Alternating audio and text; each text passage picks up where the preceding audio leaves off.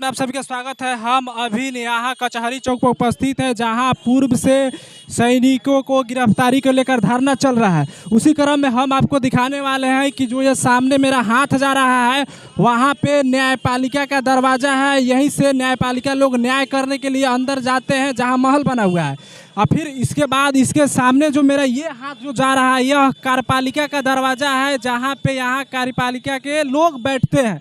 यानी दो देश की लोकतंत्र की चार बड़ी स्तंभे में से दो स्तंभे आपको सामने दिखाई दे रही है, और तीसरा स्तंभ आपको जो बोल के सुना रहा है, और चौथा जो है आम पब्लिक के रूप में जो यहाँ आप लोगों को दिखाई दे रहा है। लेकिन लगातार ऐसे सटीक जगहों पर आकर इतने लगातार 4-5 दिनों से धरना करने के वजह अब भी तक यहाँ के ना न्यायपालिका ना ही कार्यपालिका अभी तक इस चीज़ को नहीं समझ पाई कि हाँ, यह धरना किस लिए दिया गया है और यह धरना क्यों चला जा रहा है। आखिर हमारा ही देश की कानून व्यवस्था इतना ढीला क्यों पड़ गया है कि हम बाहरी देशों से एक अभिनंदन नाम का कमांडर आपने सुना होगा, जिसको हमने पाकिस्तान से लगभग 24 घंटे के अंदर अपने देश में बुलवा लिए थे। लेकिन हमारे ही देश की कानून व्यवस्थाएं आज एक राधा मोहन गिरी को एक छोटी सी मुकदमा से निकालने में आज लगभग 8 दिन लग गया। आप इससे अंदाज़ा लगा सकते हैं कि हमारी देश की जो कानून व्यवस्थाएं है कितनी चुस्त और दुरुस्त है। बाकी यहाँ पे जो धरने पर बैठे हैं, इन लोगों से भी हम कुछ जानना चाहते हैं कि आखिर जो इस देश का कानून व्यवस्था है, क्या उस आप कानून व्यवस्था से संतुष्ट हैं जो कि एक अभिनंदन नाम का कमांडर है, वो दूसरे देशों से मात्र 7 साल में मतलब 7 घंटे में इस देश में आ जा रहा है, लेकिन बल्कि अपना ही देश की कानून व्यवस्थाओं से उसको निकलने में लगभग 8 दिन तक लग गया। और यहाँ पे लगातार आम पब्लिक धरने पर बैठी हुई है, फिर भी उस धरने से अभी तक नहीं हुआ। लेकिन यहाँ कुछ भाई है, बहुत राजनीतिक के सूझबूझ है, इनसी से अनिकेत भैया, इनसे हम जानना चाहते हैं कि हमारे देश की जो कानून व्यवस्था है कि वो अपने यहाँ के राधा मोहन गिरी को छुड़ाने के लिए लगभग 8-5 दिनों से धरना चल रहा है। इस पर हमारा सवाल है कि हमारे देश के अंदर की जो कानून व्यवस्था है, इस पे आपका क्या मतलब विश्वास जम रहा है कि एक बाहर से एक सैनिक को हम रिहा करने में 7 घंटे से बुलवा लेते हैं, लेकिन हमारे ही देश में, हमारे ही देश के कानून के, हमारे ही देश के एक जवान को हमारे ही बगल से छुड़ाने में लगभग 8 दिन लग जा रहा है। क्या बात? यही तो दुर्भाग्य है इस देश का और इस सिस्टम का कि 60 घंटे में अभिनंदन पाकिस्तान से आ जाता है, लेकिन आज 5वां दिन बीत गया, 5वां दिन धरना का और घटना का लगभग 8 दिन बीत गया, लेकिन अभी तक वह जेल से बाहर नहीं आया। दुर्भाग्य इसी को न कहा जाता है। क्या इस न्याय व्यवस्था से आम पब्लिक पर क्या संदेश जाता है? देखिए, हम लोग यहाँ पे हैं, अबीर नहीं लगवाएंगे, हम लोग होली नहीं मनाएंगे जब तक राधा मोहन नहीं आता है। तो वहीं आके अबीर लगाएगा तो होली होगा, नहीं तो नहीं होगा। आज का हम लोग का यही संकल्प है, आज का यही संकल्प है। होली नहीं मनाएंगे अगर राधा मोहन गिरी नहीं आएगा तो। होली उसी दिन मनाएंगे जिस दिन आकर राधा मोहन गिरी अबीर लगाएगा। अच्छा, बिहार में एक जगह और घटना हुआ है वैशाली का, जिस चला तो पूर्व दरोगा के बेटे का हाथ वगैरह काट के फेंक दिया। यही देख ली सिस्टम क्या चल रहा है बिहार में। बिहार के सिस्टम प्रतिदिन हत्या बलात्कार यही तो चल रहा है। दारू माफिया, बालू माफिया पर ये लोग बोलने का औकात है? कहीं नहीं, कभी नहीं।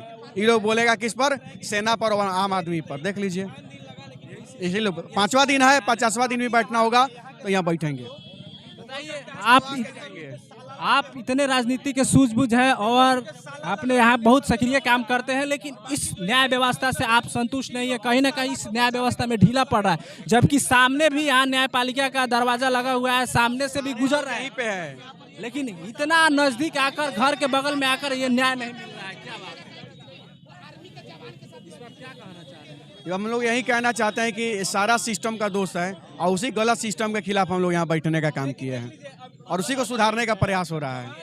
बस चलिए, इनका भी कहना है। लेकिन एक बहुत ही चर्चित डिजिटल मीडिया पर हमेशा सक्रिय रहते हैं हमारे संजीत भाई भी, और इनसे भी हम कुछ जानना चाहते हैं कि बताइए कि एक अभिनंदन है जो पाकिस्तान से लगभग 60 घंटे के अंदर अपने देश में आ जाता है, लेकिन हमारे ही देश का सैनिक और हमारा ही देश से निकलने में उसको लगभग 8 दिन लग जाए। विंग कमांडर अभिनंदन की बात कर रहे हैं। देखिए, जो इंटरनेशनल सीमा को लांघ करके दूसरे देश में चले गए थे, वैसे देश में चले गए थे जिस देश में अगर भारत का एक सेव भी गिर जाए, एक पत्थर गिर जाए तो वापस करना नहीं चाहता है।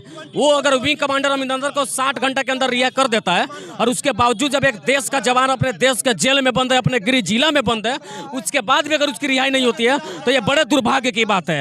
ये भारत के लिए बड़े दुर्भाग्य की बात है। और सबसे बड़ा दुर्भाग्य तो है कि यहाँ के नेतागण ऐसे मौन बने हुए हैं, ऐसे मौन धारण किए हुए हैं, जो एक शब्द इस मामले पे बोलने को तैयार नहीं है। उनको तब बोलना होता है जब चुनाव की राजनीति करनी होती है, उनको तब बोलना होता है जब जाति की राजनीति करनी होती है, और तब बोलना होता है जब चुनाव नजदीक होता है। ये दुर्भाग्य है इस देश का। जबकि इसी के सामने जस्ट न्यायपालिका का भी दरवाजा है और बगल में कार्यपालिका का दरवाजा है। इतना नजदीक दरवाजा होते भी वो न्यायपालिका के दरवाजे के सामने बैठ के हम लोग प्रदर्शन कर रहे हैं, तो कम से कम जो न्याय देने वाले जो लोग हैं, न्यायाधीश साहब है, उनको तो समझ में आना चाहिए ना कि किसी के लिए कोई प्रदर्शन कर रहा है, उसके बावजूद भी इस प्रकार की बातें हैं। एक सप्ताह खत्म हो गया, एक सप्ताह के बाद भी अगर बेल नहीं मिलता है तो ये बड़े दुर्भाग्य की बात है। बड़े दुख के साथ कहना पड़ रहा है कि देश का एक जवान, देश की सेवा करने वाला जवान, देश को सुरक्षा देने वाला जवान अपने गृह जिला के जेल में कुछ भ्रष्ट पुलिस अधिकारियों की वजह से बंद है।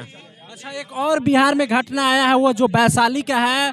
अपने बेटा के शहीद होने के क्रम में वह सरकारी जमीन पर अपने बेटा का शहीद स्मारक बना रहा था, तो पुलिस उसको लगभग 12 बजे रात को उठा कर लेकर जेल में बंद। ये अपने देश की काली सच्चाई है। ऐसे ऐसे भ्रष्ट लोग, ऐसे भ्रष्ट अधिकारी है जो अपने बेटा के शहीद होने के बाद स्मारक बनवाना चाहता, तो क्या गलती कर दिया, क्या गलती किया था? लेकिन उसके बावजूद उसके लिए भी लड़ेंगे हम लोग, उसके लिए भी लड़ाई हमारी जारी रहेगी। चंपारण और वैशाली याद ही रखेंगे भारत के नेतागण।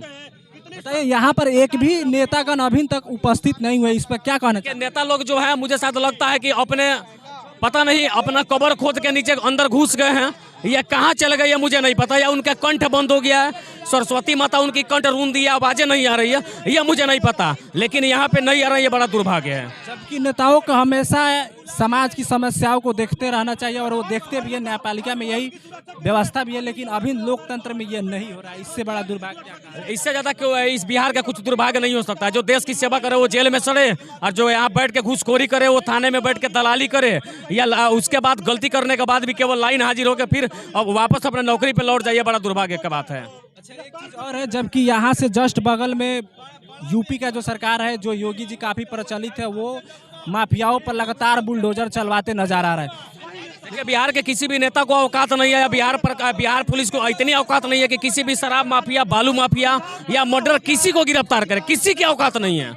ये बात मैं दावे के साथ कहता हूँ। अगर इतनी मुस्तैदी के साथ बिहार पुलिस वाले माफियाओं से लड़ते तो शायद बिहार से अपराध का ग्राफ घटता, लेकिन ये लोग ऐसे नहीं करेंगे। ये लोग भले भोले आदमियों को जो है परेशान करेंगे, सलाखों के पीछे डालेंगे। आप आवाज उठाएंगे तो कल आपके ऊपर भी FIR हो जाएगा, मैं आवाज उठाऊंगा तो मुझे भी जबरदस्ती किसी भी केस में ठूस करके सलाखों के पीछे डाल दिया जाएगा। ये सच्चाई और ये जमीनी हकीकत है बिहार का। ये देखिए, ये सच्चाई है बिहार सरकार का, और बिहार के सुशासन सरकार की। जो सच्चाई की आवाज़ उठाएगा उसी के खिलाफ FIR हो जाएगा। लेकिन